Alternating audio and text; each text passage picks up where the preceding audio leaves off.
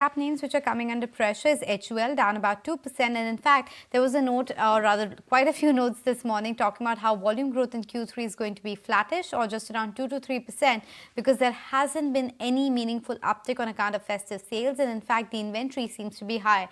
Let's pose that question to Amnish Aggarwal. He's the head of research joining us at Prabhudas Lilladher as well.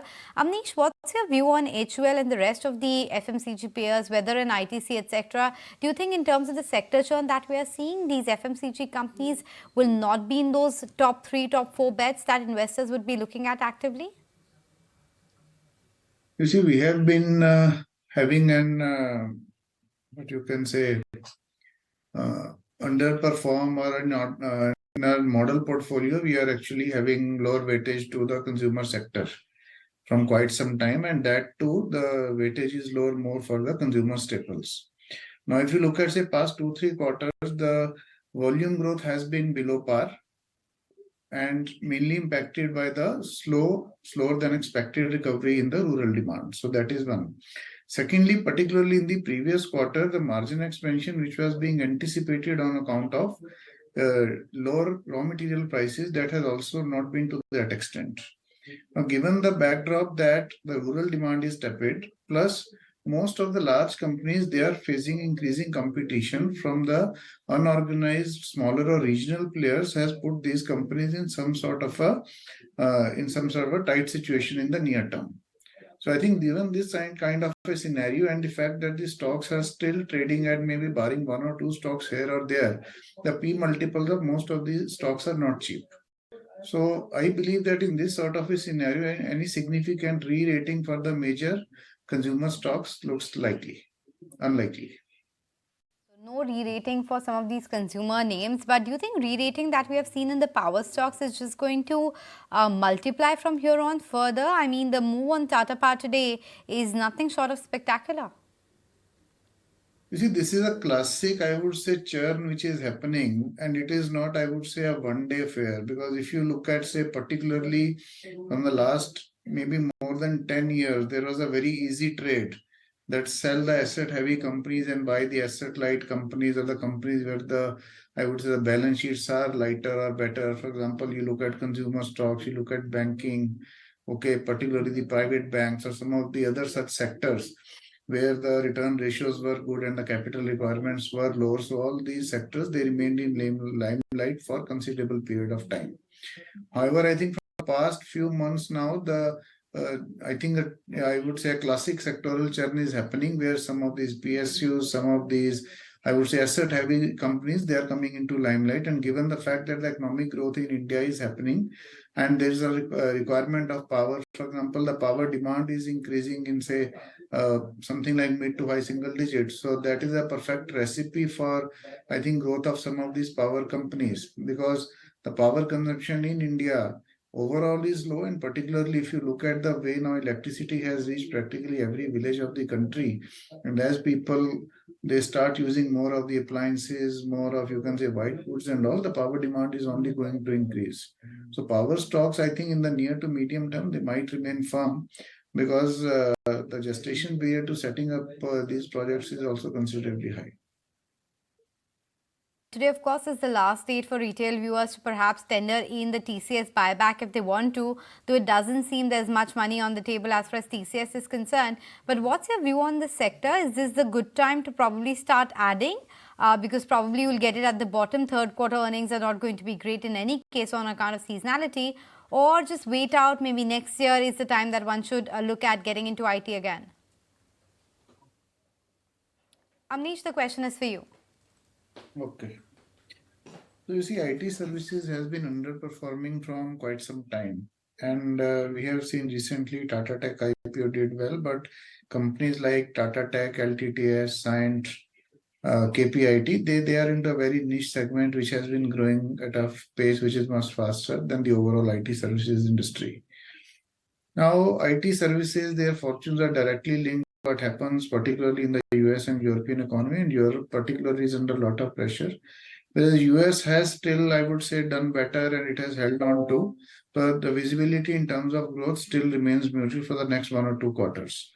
So if you look at particularly the sectoral rotation and the where the stocks are traded, maybe in terms of the multiples, they might have bottomed out. But as of now, the bet seems to be more in favor of the niche segments where the companies are doing better, the growth rates are better.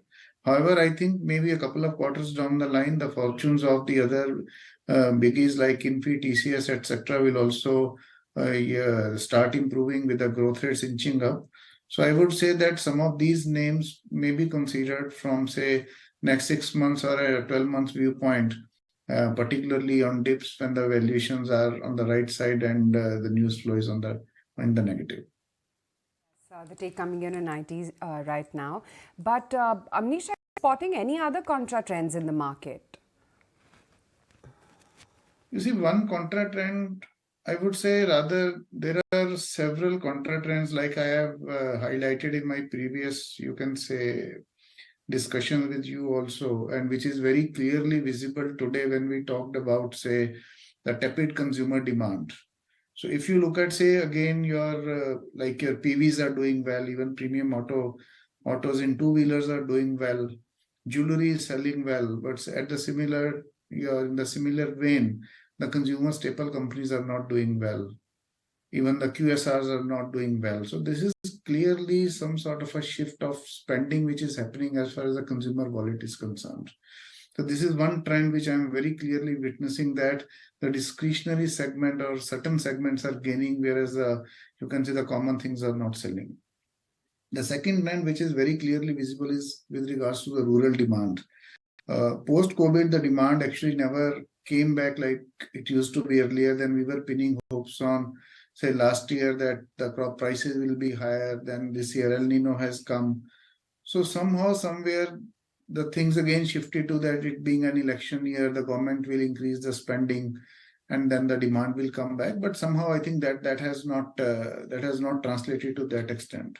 So one clear trend which seems to be there, even say in case of the rural demand, is that again, if you look at, say, today, even from the rural India, from tier 4 towns, people use, say, your platforms like an Amazon or Flipkart to order, where the GOV during the festival season was up by 40%. But if you look at the on the ground sales of the general trade, in some of these items, the sales are not happening. So maybe the wallet share is shifting, maybe the channels of distribution are shifting. But I think these are some of the very, I would say, trends which are available within the sectors, within the segments. I think there are several trends which are flowing at the same time. And one trend which is very clearly again visible, which has been highlighted by RBI and by, I think, some of the large banks also in the past, maybe that your personal or the consumer loans, the way they have ballooned in the last 2 or 3 years. So there are some, I think, red flags which could be visible over there over the next 6 to 12 months. But all of these sectors that you've talked about, K-shaped recovery, consumption, the RBI circular, in terms of stocks, Amnish, which are those top recommendations from the House of Prabhudas Lilladher right now? Okay, you see, some of the sectors which we have been very positive, and I still believe that these your sectors or these stocks, they represent the multi-year trends. One clearly is capital goods. So capital goods, I think, particularly post the recent state results, now the uncertainty with regards to the next Lok Sabha elections has got reduced.